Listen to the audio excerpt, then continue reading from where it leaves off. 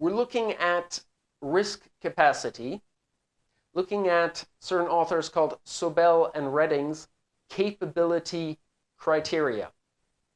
They're criteria to determine an organization's capability to take on risk. And I'm kind of using their exact words here because it's a bit, it has to be precise. Readiness and preparedness is how well the organization can react and treat risks as they are arising. Agility is the ability to adapt the risk response.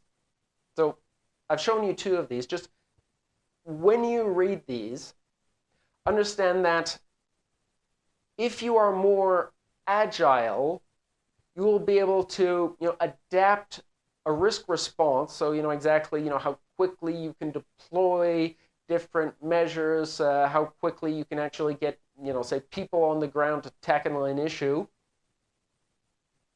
or the readiness and preparedness, how what your BCP plans are. So the more ready you are, the more risk you can take. The more agile you are, the more risk you can take in certain areas.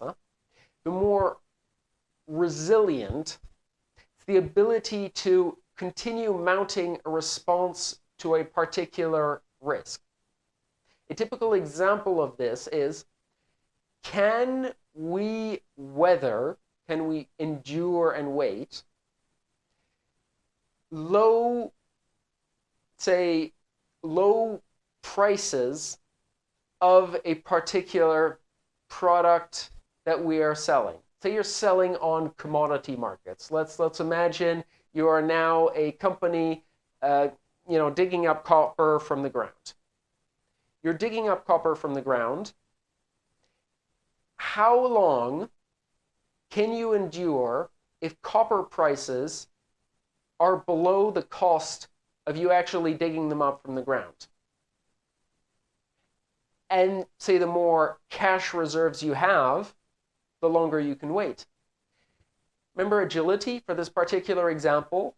If you can actually, if you have, say, staff who are, on flexible contracts that you can change their working hours, then your ability to diminish your salary to, your overall salary package to all employees, if you're more agile, you'll be able to diminish your overall package of salaries.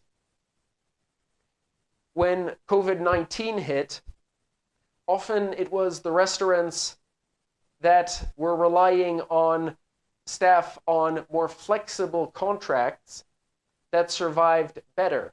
And it's often countries that allowed furloughing, that's to say, temporarily putting staff on sort of waiting lists for usually their employment to come back, that were the most agile. They were able to wait the longest, so more resilient. Overall, it's an organization's risk capacity is determined by its resiliency to all different risks. Controllability. It's how much influence the organization can exert over the risk. At the beginning of the COVID-19 crisis, well, no one was prepared for anything. There were no masks, there were no social distancing guidelines. It wasn't very controllable. With time, those were developed.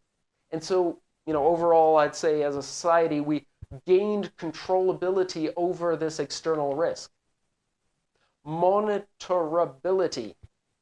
It's how well the organization can track and receive accurate data on the different risks. So some risks are quantifiable.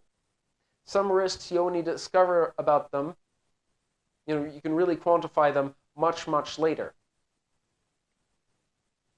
And maturity, of course, you've seen these maturity models. It's an overall measure of an organization's approach to risk. And finally, the degree of confidence. How well do we understand this risk?